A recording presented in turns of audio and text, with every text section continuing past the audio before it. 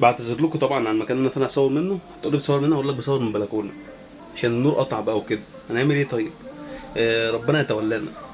ما علينا. الموضوع اللي انت طالع اتكلم فيه هو موضوع مهم جدا، وهو الموضوع المتداول في الفتره الحاليه. يلا يا عم بتاع الغانم انت. وهو الموضوع المتداول في الفتره الحاليه. هتقول لي إيه يا عم هو الموضوع المتداول؟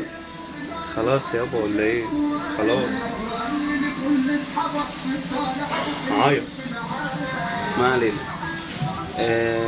المهم يعني موضوع محمد عدلان لاعب كرة اليد بطلائع الجيش، اللي طبعا الاهلي اعلن انه استلم الاستغنى بتاعه، واللي المفروض ان اللاعب تعاقد رسميا مع النادي الاهلي. كان فاضل طبعا بعض البنود الطفيفة تماما لتعاقد اللاعب مع النادي الاهلي. يعني خلاص هو اللاعب انهى كل الامور. يطلع علينا في فيديو في صباح اليوم ويثير، او امبارح تقريبا، ويثير بيه الجدل في الوسط الاعلامي كله. طب مين اللي نزل الفيديو؟ شيكابالا. طب ليه شيكابالا اللي نزل الفيديو؟ عشان يعمل دوشه ويعمل قلق ويعمل صداع ويعمل لنا نوش في السوشيال ميديا. يقول لك بص اللاعب ده احنا محتاجينه، وشغل كذب بقى، وشغل كلام ادعاء المظلوميه، وكلها عماله تعيط وكلها عماله تبكي. ليه كلها بتعمل كده؟ عشان النادي الاهلي ما يصفرش بخدمات اللاعب. اصل اللاعب متعاقد مع الاهلي، مطلعين عقود. في ناس بتقول ان هي مزوره اساسا، عقود او عقود تقريبا قديمه، وكلام من هذا القبيل. طب ادعاء المظلوميه والعياط والبكا والكلام اللي ملوش اي 30 لازمه ده ايه لازمته في القرف والهم اللي احنا فيه؟ لما كل واحد يشوف نفسه لاعب هو محتاجه.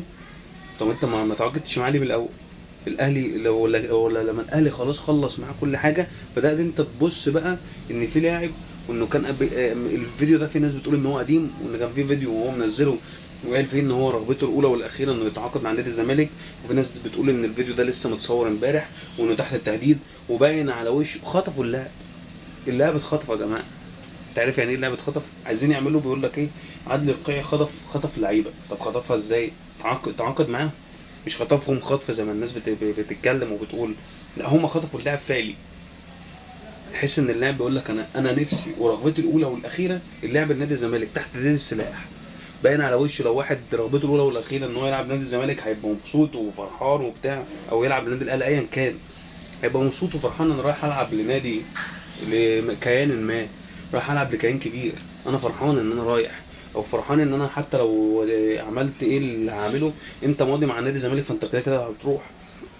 بيقول لك ضغط مين على طلائع الجيش؟ مين الفرقه اللي في مصر تقدر تضغط على طلائع الجيش حتى لو كان الاهلي؟ دي مؤسسه جيش، منظومه حكوميه او منظومه جيش. مين اللي يقدر يضغط على الفرقه عشان يتعاقد مع لاعب معين؟ مفيش فريق في الدنيا يقدر يضغط على طلائع الجيش. وده اللي احنا بنشوفه. وميدو طالع يتكلم يقول لك برضه زي ما لاعب مش عارفه فين قبل كده اتعاقد مع مين، واحنا مش عارفه بيتعاقدوا مع اللعيبه تحت ضغط وتحت مش عارفه ايه وتحت تهديد. ده الكلام اللي بيتقال. لكن لا، الحقيقه آه، يقول تعالى شوف شيكابالا اللي مضى مع النادي الاهلي وكان قايل ان هو على لسانه هو ان الاسبوع الجاي رايح النادي الاهلي وما راحش. تعالى شوف غيره وشوف غيره وشوف غيره، اسماء بقى ما تعدش. واللعيبه بتاخد عقودها تاني وما بتروحش النادي الاهلي. ليه؟ لانه ما بيتعاقدش مع النادي الاهلي، لان الاهلي مش هيقف على لاعب حتى لو كره يد ولا كره سله ولا كره اي حاجه. الاهلي ما يقفش على لاعب ايا كان اللاعب ده حتى لو كانت امكانياته فذه. هتقول لي شيكابالا امكانياته فذه وقال لك انا رايح الاهلي، وبعد كده قال انا مش عايز العب الاهلي انا عايز العب للزمالك. عبد القيع قال له خد عقودك وفوق منها بوسه ومشي. فده اللي بيحصل مع اي لعيب في الدنيا رايح النادي الاهلي ولا بيضغط على حد. طبيعي جدا ان انا مثلا لو اشوف رغبه اللاعب ان انا اسال اللاعب قبل ما ارجع للنادي، لان انا مش هروح اتعاقد مع اللاعب وانا اللاعب اصلا ملوش رغبه انه يمضي معايا. اروح احرج نفسي خلاص اقول للنادي يقول لي لا وبتاع. لكن انا بروح للاعب ايه رايك رغبتك؟ رغبتي عادي ان انا انضم. طب بعد ما انضميت انا عايز بتروح بقى للنادي وتقول له طلباتك، يقول لك 1 2 3 وبتبدا ساعتها تتعاقد مع اللاعب. لكن اللفه والدوران مفيش كده. هتقول لي ما انتوا بتعملوا كباري عادي. عادي ما انا عامل كباري لما اروح اشتري لاعب من نادي معين، ويجي النادي ده يقول لي لا انت مش هتاخد اللاعب ده مني. طب ليه يا عم الحاج مش هاخده منك؟ اصل انا عايز واحد واثنين وثلاثه واربعه. ياخد في اللاعب 50 60 70 100 مليون، ولا كاني هلعب مع كافاني. يطلب في اللاعب ارقام، تطلب في اللاعب ارقام خزعبليه، واللاعب لا يستحق يعني. اللاعب لا يستحق. بعد كده يقوم جاي لما يطلعه يجيبه بالمبلغ اللي هو محتاجه، عشان خاطر انت بتتغالى على اللعيبه. فتيجي تقول لي كباري، ما هو لازم يعمل كباري. شوف اللاعب اللي بيتعرض على اي نادي في الدنيا حتى لو كان الزمالك بيتعرض برخص التراب. طب تعالى اعرضه على النادي الاهلي، بيتعرض بثلاث اضعاف حرفيا، بيتعرض بثلاث اضعاف. فلازم ده بيحصل. عشان الناس بتقول كباري، لا بنعمل كباري عادي، عادي بتحصل. ايه المشكله يعني؟ بس عشان الناس بتيجي تتكلم وتقول لك انتوا بتعملوا كباري، لا مفيش مشكله. بص حركه زي ديت، اللاعب رغبته ان هو كان ينضم للزمالك، طب جاله عقد الاهلي. ما انا لو واحد جاي لي عقد في حته معينه عايز اتعاقد معاه، هتعاقد معاه عشان ده شغلي، هراعي ربنا في شغلي. لكن انا انتمائي الاول والاخير لكذا. زيزو انتمائه اهلاوي، محمد شريف انتمائه زملكاوي. وقيس كل ده على، يعني قيس كل ده على لعيبه كتير جدا في الدوري كله، مش في اهلي وزمالك بس، في الدوري كله. وده اللي بيحصل عشان هو مثلا بيجي له زمالك قيمه كبيره، بيجي له الاهلي اكبر نادي في الشرق الاوسط كله. فما فيش كلام، مفيش ولا كلام. وحكام، تعالى بقى الموضوع التاني، حكام بيراميدز المشبوهه.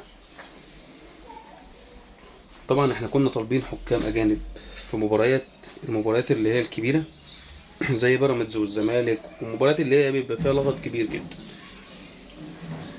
طبعا احنا جبنا حكام المباراه الاولى، كان الاهلي اللي له حقيه انه يجيب الحكام ودفع فلوسهم، وجال حكم اسباني كان ضعيف للغايه، وكلنا شفنا قدام عينينا، مش بتكلم كلام مش بجيبه لك من عندي. تاني حاجه، شوف الحكام الالمان او الحكم الالماني اللي في مباراه بكره، الحكم الالماني اللي في مباراه بكره اللي عليه لغط كبير جدا وعليه كلام كبير، وبقول لك ان هو كان في قضيه رشوه قبل كده في اول مسيرته في 2005. يعني الحكم عليه علامات استفهام. طب ايه يا عم المشكله؟ المشكله ان الحكم عفوا عليه مشاكل كبير جدا وعليه خطوط استفهام كتير. طب ايه المشكله يا عم؟ طب ايه الدنيا؟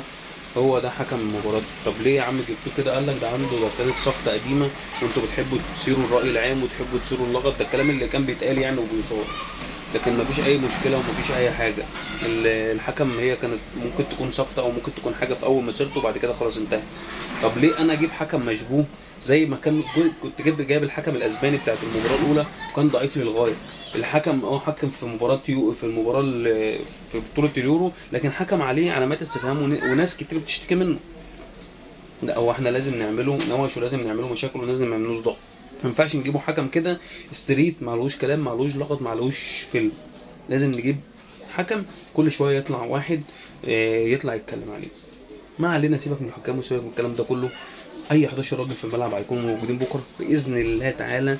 المباراه بتاعتنا بعيدا بقى، سيبك من الحكام، سيبك من الكلام ده كله، سيبك من الفيلم ده كله. ان شاء الله الاهلي قدها، واي 11 راجل يكون قد وعلى قدر المسؤوليه، ويجيب المباراه او يجيب بيراميدز في شوال عشان هم اصلا بتوع الشوال. تمام. فتجيبوا لنا بيراميدز في شوال كده عشان نكيف وايه، وان الموضوع يبقى زلابيا بالحلبة. تمام. والسلام عليكم ورحمه الله.